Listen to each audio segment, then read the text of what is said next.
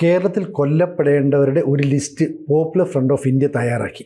അതിൻ്റെ വിവരങ്ങൾ കൃത്യമായിട്ട് NIA കോടതിയെ അറിയിക്കുകയും ചെയ്തു. പുതുതായിട്ട് കേരളത്തിൽ പോലീസിൻ്റെ തലപ്പത്തേക്ക് വന്ന രവത ചന്ദ്രശേഖരൻ്റെ അടുത്ത് ചോദിക്കുമ്പോൾ പറയുന്നത് കേരളത്തിൽ തീവ്രവാദ ഗ്രൂപ്പുകളുടെ വളർച്ച ഉണ്ടായെന്ന് തോന്നിയിട്ടില്ല, കേരളം ക്വിക്ക് ആക്ഷൻ എടുക്കുന്നതാണ്, അതുകൊണ്ട് ഇതേക്കുറിച്ച് പഠിക്കണം. രണ്ടും കൂടി ഒരു പൊരുത്തമില്ലായ്മയില്ലേ? പൊരുത്തമില്ലാതെയൊക്കെ സംസാരിച്ചു എന്ന് വരും. കാരണം ഈ സ്റ്റേറ്റ് പോലീസ് ചീഫ് എന്ന തസ്തിക തീർത്തും പോലീസ് മാത്രമല്ല, അതൊരു പൊളിറ്റിക്കൽ അപ്പോയിൻമെൻറ്റ് കൂടിയാണ്. UPSC സെലക്ട് ചെയ്യുന്നു, 3 പേരുടെ ലിസ്റ്റ് കേരള സർക്കാരിന് കൊടുക്കുന്നു. ഈ 3 പേരിൽ ആരെങ്കിലും ഒരാളെ വയ്ക്കാൻ പറയുന്നു. അതിൽ നിന്നൊരാളെ മന്ത്രിസഭ തീരുമാനിക്കുന്നു. ആ തീരുമാനിക്കുമ്പോൾ അതിലൊരു പൊളിറ്റിക്സ് ഉണ്ട്. അപ്പോൾ ചന്ദ്രശേഖരൻ്റെ നിയമനം ഒരു പൊളിറ്റിക്കൽ അപ്പോയിൻമെൻ്റ് കൂടിയാണ്. പോലീസിന് ഒരു സ്വാതന്ത്ര്യം, അബ്സല്യൂട്ട് സ്വാതന്ത്ര്യം ഇന്ത്യയിൽ കൊടുത്തിട്ടില്ല. രാഷ്ട്രീയക്കാരുടെ കീഴിലാണ് പോലീസ്. അത് പോലീസ് ആക്ട് പരിഷ്കരിക്കണം, പോലീസ് ഒരു സ്വതന്ത്ര ഏജൻസി ആവണം, എൻഫോഴ്സ്മെൻറ്റ് ഡയറക്ടർ പോലെ അങ്ങനെ, അല്ലെങ്കിൽ ഹൈക്കോടതി, C&AG ഇതുപോലത്തെ ഒരു സ്ഥാപനമായിട്ട് പോലീസ് മാറ്റണം എന്നൊക്കെ ഒരു ശുപാർശയും അഭിപ്രായമൊക്കെ വർഷങ്ങളായിട്ട് നിലനിൽക്കുന്നുണ്ട്. പക്ഷേ ഇപ്പോഴും പോലീസ് രാഷ്ട്രീയക്കാരുടെ കീഴിലാണ്. അപ്പോൾ കേരളത്തിലെ രാഷ്ട്രീയത്തിൽ പിടിച്ചു നിൽക്കാനായിട്ട് ആദ്യം വേണ്ടത് കേരളത്തിൽ കുഴപ്പമൊന്നുമില്ല എന്ന് പറയുക എന്നുള്ളതാണ് തുടക്കത്തിൽ. അങ്ങനെ പറഞ്ഞാലേ പിണറായി വിജയൻ തൃപ്തനാവുകയുള്ളൂ. അങ്ങനെയാൾ പറഞ്ഞു, കൊള്ളാം, മിടുക്കൻ, തീവ്രവാദമില്ല എന്ന് പറയുക. പിണറായി വിജയൻ്റെ വളരെ അടുത്ത കൂട്ടുകാരാണ് ഈ തീവ്രവാദ ഗ്രൂപ്പുകളെല്ലാം തന്നെ, നക്സലൈറ്റ് ഒഴിച്ച്. നക്സലൈറ്റുകളെ കണ്ടു കഴിഞ്ഞാൽ പുള്ളി വെടിവെച്ച് തീർക്കും, അതിന് പ്രത്യേകം ഗ്രൂപ്പൊക്കെ ഉണ്ട്. ബാക്കി തീവ്രവാദികളെല്ലാം പുള്ളിയുടെ കൂടെ നിൽക്കുമ്പോൾ വളരെ നല്ലവരും, പുള്ളിക്കെതിരായിട്ടാണ് നിൽക്കുന്നതെങ്കിൽ വർഗീയവാദി എന്ന് പറയും, തീവ്രവാദി എന്ന് പറയില്ല. ശ്രദ്ധിച്ചിട്ടുണ്ട്? നിലമ്പൂരിൽ PDPയുമായിട്ട് പിണറായി വിജയൻ കൂട്ടുകൂടി, ജമായത്തെ ഇസ്ലാമിയുമായിട്ട് കോൺഗ്രസും കൂട്ടുകൂടി. ജമായത്തെ ഇസ്ലാമിയെ വർഗീയവാദി എന്നേ വിളിച്ചിട്ടുള്ളൂ, തീവ്രവാദി എന്ന് വിളിച്ചിട്ടില്ല, വിളിക്കുകയുമില്ല. കാരണം നാളെ നമ്മുടെ കൂടെ വരാനുള്ളതാണ്, കണ്ടമാനം ചീത്ത വിളിക്കേണ്ട. ഇതാണ് പിണറായി വിജയൻ്റെ പോക്ക്. ഇത് ചന്ദ്രശേഖരനും അറിയാം. അങ്ങേര് ഇൻ്റലിജൻസിലാണ് ഇരുന്നത്, അങ്ങേരുടെ കയ്യിൽ വിവരങ്ങളൊക്കെ ഉണ്ട്. ബട്ട് അത് പൊതുജനങ്ങളുടെ മുമ്പിൽ എങ്ങനെ പ്രദർശിപ്പിക്കണം എന്നുള്ള ബുദ്ധിയുമുണ്ട്. അതുകൊണ്ടാണ് സ്റ്റേറ്റ് പോലീസ് ചീഫായിരിക്കുന്നത്. അപ്പോൾ ഇപ്പോൾ കുഴപ്പമൊന്നുമില്ല എന്ന് പറയും. കുഴപ്പമുണ്ടായി കഴിഞ്ഞ് കഴിഞ്ഞാലും അതിനെ കഴിയാവുന്നത്ര മയപ്പെടുത്തി പ്രസൻറ്റ് ചെയ്യാൻ നോക്കും. ബട്ട് ഇവർ സത്യം തുറന്നു പറയുന്നത് റിട്ടയർ ചെയ്യുമ്പോഴാണ്. റിട്ടയർ ചെയ്ത 3 സ്റ്റേറ്റ് പോലീസ് ചീഫ് നോക്കുക: ജേക്കബ് പുന്നൂസ്, TP സെൻകുമാർ, മറ്റേ ബെഹ്റ, ലോക്നാഥ് ബെഹ്റ. ഈ 3 പേരും റിട്ടയർ ചെയ്ത് കഴിഞ്ഞ് നടത്തിയ പത്രസമ്മേളനത്തിൽ കേരളത്തിലെ ഏറ്റവും വലിയ അപകടം പിടിച്ച അവസ്ഥ ഇസ്ലാമിക തീവ്രവാദമാണെന്നും അത് വളർന്നു വരികയാണെന്നും പറഞ്ഞിട്ടുണ്ട്. ഇതിൽ TP സെൻകുമാറിനെ വേണമെങ്കിൽ അല്പം ഒഴിച്ചു നിർത്തിക്കൂ. കാരണം റിട്ടയർ ചെയ്തതിന് ശേഷം അദ്ദേഹത്തിൻ്റെ ചില പ്രവൃത്തികൾ സംഘപരിവാർ ആ കൂട്ടത്തിൽ ഗണത്തിൽപ്പെടുത്താം. അതുകൊണ്ട് അദ്ദേഹത്തെ ഒരാളിനെ മാറ്റി നിർത്തുക. ഈ ബാക്കി 2 പേര്, ലോക്നാഥ് ബെഹ്റ ഇപ്പോഴും വേറെ എന്തോ ജോലിയിലാണ് അല്ലേ, കൊച്ചി മെട്രോയുടെ. ലോക്നാഥ് ബെഹ്റയും ജേക്കബ് പുന്നൂസ് ഇതിൽ ഒന്നും പെടാത്ത ആളാണ്. അദ്ദേഹമാണ് ആദ്യം റിട്ടയർ ആയത്. ജേക്കബ് പുന്നൂസിനും ഇത് പറയേണ്ട കാര്യം, ഇത് റവത ചന്ദ്രശേഖരൻ പറയും. വാസ്തവത്തിൽ റവതയുടെ ഉച്ചാരണം എനിക്കറിയില്ല. ഓരോ ചാനലും ഓരോ പത്രത്തിലും ഓരോ രീതിയിലാണ് എഴുതിക്കുന്നത്. റാവട എന്ന് പറയുന്നവരുണ്ട്, റവത എന്ന് പറയുന്നവരുണ്ട്. അത് കൃത്യമായ ഇനി ആരോടെങ്കിലും ചോദിച്ചത് മനസ്സിലാക്കണം. മോശമല്ലേ? നമ്മുടെ ഒരു സ്റ്റേറ്റ് പോലീസ് ചീഫിൻ്റെ പേര് നമുക്ക് തന്നെ കൃത്യമായിട്ട് ഉച്ചരിക്കാൻ പറ്റുന്നില്ല. അതും അത്ര കോംപ്ലിക്കേറ്റഡ് പേരും ഒന്നുമല്ല. റാവാഡ, ആ ഡ എന്നുള്ളത് താ എന്നോ ദാ എന്നോ, റാ എന്നുള്ളത് റാ എന്ന് നീട്ടിയോ ഒക്കെ ഉച്ചരിക്കാൻ മലയാളിക്ക് സാധിക്കും. ബട്ട് നോബഡി, എനിക്കത് അത്ഭുതമായിട്ട് തോന്നി. കേരളത്തിലെ 1ാം നമ്പർ പോലീസുകാരനാണ്, പേരറിയില്ല. അതുകൊണ്ട് ഞാനും അവിടെ ഇവിടെയൊക്കെ നോക്കുമ്പോൾ വേറെ ആയിട്ടാണ് എഴുതിക്കണം. ഇനി അതൊരു റിസർച്ച് നടത്തി കണ്ടുപിടിക്കണം. റായും പറയും രായും പറയും. അതിന് ഉച്ചാരണം കറക്റ്റായിരിക്കേണ്ടത്. അതെ. അത് ഇപ്പോൾ നമ്മളുടെ ഗവർണർ വിശ്വനാഥ ആർലേക്കർ, അർലേക്കറാണോ ആർലേക്കറാണോ, ഇതൊക്കെ ഒരു പ്രശ്നമല്ലേ? അതെ. ഈവൻ മോദി തുടക്കത്തിൽ മലയാളികളെല്ലാം തെറ്റായിട്ടാണ്, പത്രക്കാരാണല്ലോ ഇത് സ്റ്റാൻഡർഡൈസ് ചെയ്യുന്നത്, പത്രക്കാർ മോഡി ഭംഗി എന്നുള്ള അർത്ഥത്തിലുള്ള മോഡി, ആ മോഡിയാണ് ഉപയോഗിച്ചത്. പിന്നെ ഡാ ഉപയോഗിച്ചു. അടുത്ത കാലത്താണ് അത് ദായായിട്ട് കറക്റ്റായിട്ട് മോദി മാറി. അപ്പോൾ അത് ഞാൻ യാദൃശ്യമായിട്ട് പറഞ്ഞതേ ഉള്ളൂ.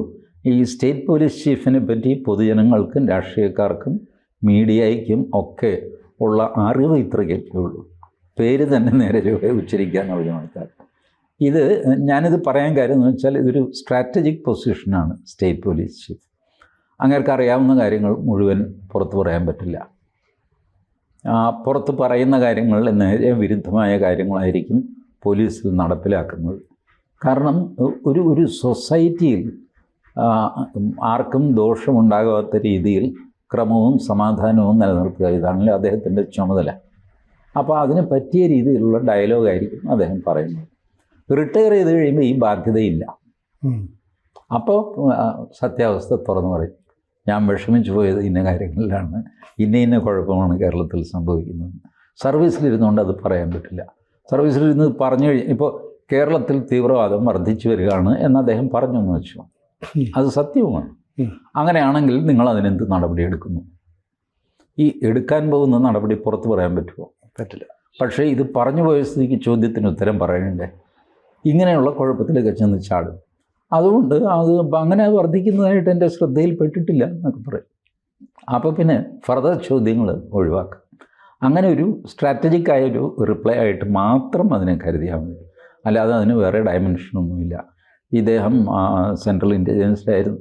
Every data is available with. അങ്ങനെയാണെങ്കിൽ ഈ PFIയുടെ ഹിറ്റ് ലിസ്റ്റിൽ ആളുകളുണ്ട് എന്ന് അവർ NIA കൊടുത്ത റിപ്പോർട്ട് ശരിയല്ലേ? അതൊരു ഭീതിപ്പെടുത്തുന്ന കാര്യമല്ലേ? അത് വേറൊരു ഏടാകൂടമാണ്. എനിക്ക് മനസ്സിലാവണില്ല. NIA കോടതിയിൽ ഒരു ലിസ്റ്റ് കൊടുക്കുന്നു. അത് ഈ പ്രതികളുടെ കയ്യിൽ നിന്ന് കിട്ടിയ ലിസ്റ്റാണ്. അതിലൊരു അപ്രൂവറുണ്ട്, ഒരു മാപ്പുസാക്ഷിയുണ്ട്. അയാളുടെ കയ്യിലുള്ള ലിസ്റ്റ് അയാൾ കൊടുത്തിട്ടുണ്ട്. പ്ലസ് മറ്റ് പ്രതികളുടെ കയ്യിൽ നിന്ന് ഇവർ സെർച്ച് ചെയ്യുമ്പോൾ കിട്ടിയ ലിസ്റ്റുകളുണ്ട്. അതെല്ലാം ചേർത്തിട്ട് 942 ഞാൻ ആ മജിസ്ട്രേറ്റിൻ്റെ ഓർഡർ. ഈ സംഭവം എന്താണെന്ന് വെച്ചാൽ ഇവർ പാലക്കാട് ശ്രീനിവാസൻ വധക്കേസിലാണ് ഇത് സംഭവിക്കുന്നത്. ശ്രീനിവാസൻ വധക്കേസ് NIA ഏറ്റെടുത്തു. NIA ഏറ്റെടുക്കുമ്പോൾ പോപ്പുലർ ഫ്രണ്ടിനെ നിരോധിച്ചിരുന്നു. അതിനെ തുടർന്നാണ് NIA കേസ് ഏറ്റെടുക്കുന്നത്. കേരള പോലീസ് അന്വേഷിച്ച് കഴിഞ്ഞപ്പോഴാണ് ഇതിന് പോപ്പുലർ ഫ്രണ്ടുമായിട്ട് ബന്ധമുണ്ടെന്ന് പറഞ്ഞു. അങ്ങനെയാണെങ്കിൽ NIA അന്വേഷിക്കട്ടെ എന്ന് പറഞ്ഞ് NIAക്ക് കിട്ടി. NIA ഒരുപാട് പേരെ അറസ്റ്റ് ചെയ്തു. ഒരുപാട് സാക്ഷികൾ, മാപ്പ് സാക്ഷി, ഇതെല്ലാം സംഭവിച്ചു. അത് കഴിഞ്ഞിട്ട് 4 പേര് ജാമ്യാപേക്ഷയുമായിട്ട് കോടതിയിൽ വരുന്നു, NIA കോടതിയിൽ, ഫസ്റ്റ് കോർട്ടിൽ. ആ ജാമ്യാപേക്ഷ തള്ളിക്കൊണ്ടുള്ള ഉത്തരവാണ്. അതിലാണ് ഈ പറഞ്ഞിരിക്കുന്നത് ഈ 950 പേരുണ്ട്. അപ്പോൾ ഈ ഓരോരുത്തരുടെ കയ്യിൽ നിന്നും കിട്ടിയ ലിസ്റ്റിൽ എത്ര പേരുണ്ട്? 127, 94, 5, 500 ഇങ്ങനെയൊക്കെയുണ്ട്. ഇത് കൂട്ടിക്കഴിഞ്ഞാൽ 942 വരുന്നത്. അതിപ്പോൾ പത്രങ്ങൾ 950 എളുപ്പത്തിന് വേണ്ടി എഴുതിയതാകാം. ഒരു ഇംഗ്ലീഷ് പത്രം 977 എന്നും എഴുതിയിരുന്നു. എനിക്ക് തോന്നുന്നത് 2 ജഡ്ജ്മെൻറ്റുണ്ട്. അത് 4 പേരാണ് ജാമ്യം ചോദിക്കുന്നത്. 2 പേരുടെ ഒരപേക്ഷ, മറ്റ് 2 പേരുടെ അടുത്ത അപേക്ഷ. ഇപ്പോൾ 2 ജാമ്യാപേക്ഷ, അതിൽ 2 ജഡ്ജ്മെൻറ്റ്. ഒരെണ്ണത്തിന് 45 പേജ്, മറ്റതിന് 43 പേജ്. ഇങ്ങനെയാണ് ജഡ്ജ്മെൻ്റ് ഇറങ്ങിയിരിക്കുന്നത്. ആ ജഡ്ജ്മെൻറ്റിൽ നമ്മൾ ടോട്ടൽ എടുത്തു കഴിഞ്ഞാൽ വരുന്ന തുക ഞാൻ നോക്കിയിട്ട് 942 അതായിരിക്കണം ഈ 950 എന്ന് പറയുന്നത്. അപ്പോൾ അത് ആ ലിസ്റ്റ് കോടതിയിലിരിക്കുന്നു പ്രൊട്ടക്റ്റഡ് ഡോക്യുമെൻ്റായിട്ട്. പ്രൊട്ടക്റ്റഡ് വിറ്റ്നസ്സും പ്രൊട്ടക്റ്റഡ് ഡോക്യുമെൻസും ഉണ്ട്. പബ്ലിക്കിന് അത് കിട്ടില്ല. പ്രൊട്ടക്റ്റഡ് വിറ്റ്നസ് എന്ന് പറഞ്ഞു കഴിഞ്ഞാൽ പോലീസ് പ്രൊട്ടക്ഷനൊക്കെ കൊടുത്തിട്ട് സംരക്ഷണം, ആ വിറ്റ്നസ്സിനെ, സാക്ഷിയെ ഉപദ്രവിക്കാൻ സാധ്യതയുണ്ട് ആരെങ്കിലും, അങ്ങനെയുള്ള സാക്ഷിക്ക് ഇത് കൊടുക്കും. ഇപ്പോൾ ഇങ്ങനെ കോടതിയുടെ കയ്യിലിരിക്കുന്ന ഈ ലിസ്റ്റിൽ ഇപ്പോൾ ആരാ ഉള്ളതെന്ന് ആർക്കും അറിയില്ല. NIAക്കും അറിയാം, കോടതിക്കും അറിയാം. അതിൽപ്പെട്ട ഒരാൾ കൊല്ലപ്പെടുന്നു എന്ന് വിചാരിക്കുക. പോപ്പുലർ ഫ്രണ്ടിൻ്റെ കൈ കൊണ്ട് തന്നെ കൊല്ലപ്പെടുന്നു എന്ന് വിചാരിക്കുക. അയാളുടെ ബന്ധുക്കൾ ഹൈക്കോടതിയിൽ പോകുന്നു.